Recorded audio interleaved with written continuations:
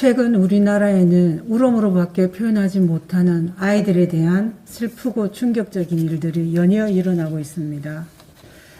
지난 16일 중고 물품 거래 모바일 애플리케이션에 20만 원이라는 판매 금액과 함께 아이 입양합니다. 36주 되어 있어요. 라는 제목의 글이 올라왔고 해당 글을 올린 당사자는 27살 미혼모였습니다. 장난이든 사실이든 존귀한 생명을 돈으로 거래한다는 발상 자체가 경악스럽고 한편으론 굉장히 슬펐습니다. 글을 올린 이유는 아기 아빠가 현재 없는 상태로 아이를 낳은 후 미혼모 센터에서 아기를 입양 보내는 절차를 상담받게 돼 화가 났다는 것이었습니다. 당시 느꼈을 당혹감과 두려움을 모르는 바 아니지만 그것으로 모든 것이 용서될 수 없습니다.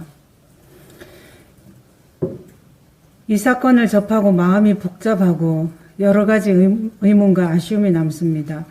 미혼모 쉼터에 입소했다고 했는데 그곳에서 신체적, 심리적 안정을 위한 치료 및 상담이 제대로 이루어졌는지, 입양을 결심했다면 합법적인 방법으로 하면 될 텐데 그 절차를 몰랐는지, 제대로 안내받았다면 마음을 다스리며 차근차근 준비해도 될 텐데 왜 그렇게 하지 않았는지 등등입니다. 여성에 대한 일방적 비난은 근본적인 해결책이 될 수 없으며 현행 제도의 전반적인 문제점을 살펴보는 세심함이 필요합니다. 지난 인천 라멘 형제 화재 사건과 함께 우리 사회의 어두운 면에 대해 일반적인 상식만으로 접근하면 해결하지 못하는 유사한 사건이 많기 때문입니다. 임신과 출산은 남녀 공동의 행위의 결과여서 책임도 늘 함께 논해야 합니다.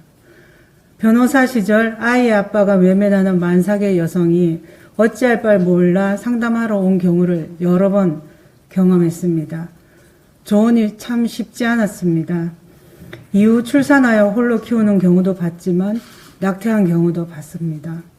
출산 후 인지 청구, 친권자 및 양육자 지정과 양육비 청구, 이후 양육비 추심까지 모두 갓난아기를 키우는 여성의 몫으로 남겨졌습니다. 홀로 아이를 키우는 건 가히 상상하기 어려운 일입니다. 집도, 직장도, 보조 양육자도 없는 경우라면 쉼터에서라도 안정적으로 자립할 때까지 지원이 이루어져야 합니다. 그것이 여의치 않아 입양을 결심했다면 불안해하지 않도록 그 절차를 친절히 도와줘야 합니다. 이것은 감정의 문제가 아니라 생존의 문제입니다. 임신이 불안과 부담이 아니라 축복이 되어야 합니다. 그러려면 양육 책임이 1차적으로 부모에게 있다면 2차로 국가에 있다는 믿음을 주는 정책을 펼쳐야 합니다. 아기 엄마에게 전하고 싶은 말이 있습니다. 어려운 환경에서 아기를 낳고 그래도 생명을 살린 것, 누군가에 의해 아이가 자라도록 마음먹은 점에 대해 감사드립니다. 이제라도 아이를 키우고 싶거나 입양을 보내고 싶다면 충분히 상담받고 합법적인 절차를 밟으시길 바랍니다. 그 과정에서 최선을 다해 돕겠습니다. 힘내십시오. 어제 국민의힘은 여당이 국정감사 증인 채택을 거부한 총살당한 해수부 공무원 친형을 모시고 국민국정감사를 실시했습니다. 이 자리에서 친형은 동생은 엄연히 실종자 신분으로 국가가 애우해야 한다면서 동생을 향해 동생이 죽고 난 다음 찾는 신용만 하고 있다며, 정부를 향해 동생이 죽고 난 다음 찾는 신용만 하고 있다며 울분을 토했고 동생의 희생을 명예살인하지 말라고도 했습니다. 연평도 어촌계장님도 사건 당일 조류의 흐름이나 바람의 세기 등을 거론하며 실족사가 아닌가 생각한다는 의견을 밝혔습니다. 하지만 문재인 정부는 명확한 근거 제시도 없이 처음부터 일관되게 피살 공무원의 자진 월북을 주장하고 있습니다. 국민 보호에 국가적 책무를 다하지 않은 정부의 무책임과 비겁함에 국가의 존재 이유를 다시금 묻게 됩니다. 문재인 정부는 해수부 공무원이 북한군에 총살당하기 전에 북측에 구조 요청하지 않았던 이유를 남북 간의 통신 통로가 끊겼기 때문이라는 취지로 변명해 왔습니다.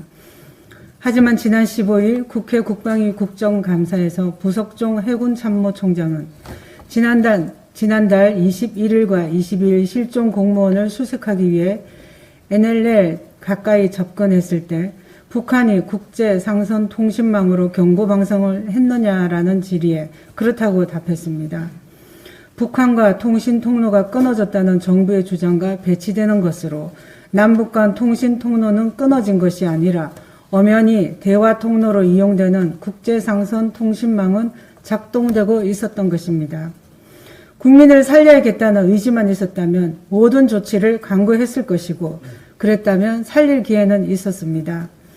골든타임을 문재인 정부 스스로가 포기한 것입니다. 지난달 28일 대통령께서는 이번 사건에서 가장 아쉬운 것은 남북 군사통신선이 막혀있는 현실이라고 했습니다. 유족들은 대통령의 말씀에 억장이 무너지고 속에 천불이 나고 피눈물이 날 것입니다.